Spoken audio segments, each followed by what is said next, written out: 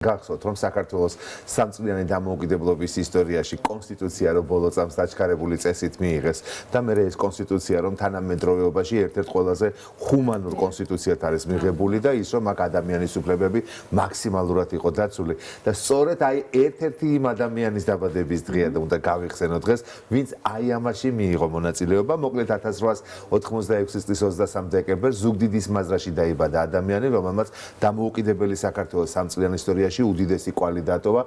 ეს საზოგადო მოღვაწე ქართველი პოლიტიკოსი, იურისტი, პუბლიცისტი, საქართველოს დემოკრატიული რესპუბლიკის დამფუძნებელი, კრების წევრი სამსონ დადიანი გახლავთ.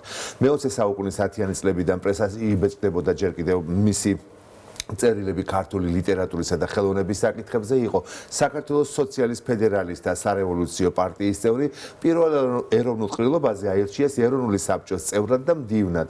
უკვე 1918 წლიდან იყო ეროვნული საბჭოს როგორც დამოუკიდებელი საქართველოს უმაღლესი საკანონმდებლო ორგანოს პარლამენტის წევრი. 1919 წლის აგვისტოში, როცა დამატებითი არჩევნები გაიმართა, აირჩიეს საქართველოს დამფუძნებელი კრების წევრად. მნიშვნელოვანი წვლილი შეიტანა საქართველოს პირველი კონსტიტუციის შემუშავების პროცესში.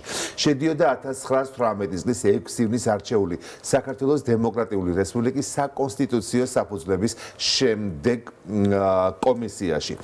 1918 წლის ივლისში აირჩიეს კომისიის მდივნად. როდესაც კომისიამ გადაწყვიტა მუშაობის დაჩქარების მიზნით კონსტიტუციის ცალკეული თავები შესამუშავებლად დაენაწილებინათ კომისიის წევრებისთვის, აი მაშინ სამსონ დადიანს დაევალა კონსტიტუციის ერთ-ერთი თავის შემუშავება და ეს იყო ეროვნულ უმცირესობათა უფლებების შესახებ, რომელიც კონსტიტუციის მე-14 თავის სახით განხორციელდა. და გახსოვთ თქვენ ამ თავს არაერთი თანამედროვეობის უცხოელი პოლიტიკოსის გამოეხმაურა თუ როგორი იყო იმჟამინდელი კონსტიტუციაში ადამიანის უფლებებზე ყურადღება გამახვილებული, ასე ვთქვათ.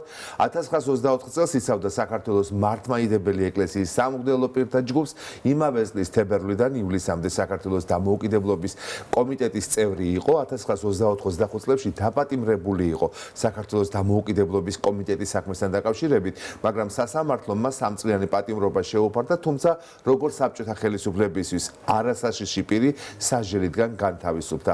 აგვისტოს აჯანყების დამარცხების შემდეგ პოლიტიკურ საქმიანობას მთლიანად ჩამოშორდა, მაგრამ ბოლშევიკები, რისი ბოლშევიკები იყვნენ, მისი დამოუკიდებლობის წლებში მიღებული, ასე ვთქვათ, ეროვნული გადაწყვეტილებები არ დავიწყებიათ. 1927 წელს დააპატიმრეს, 10 დეკემბერს დახვრიტა მიუსაჯეს და ერთ დღეში 11 დეკემბერს ღამით დახვრიტეს. ამით დასრულდა იმ ადამიანის კარიერა და ცხოვრება, რომელმაც საქართველოს ისტორიის თუნდაც კონსტიტუციაში რომ ასეთი უფლებები უწერია ეროვნული უმცირესობების მხრივ და ეწერა, მისი ძალიან დიდი დამსახურება, პატრიოტი და დიდი ადამიანი ჩვენი ქვეყნის ისტორიაში.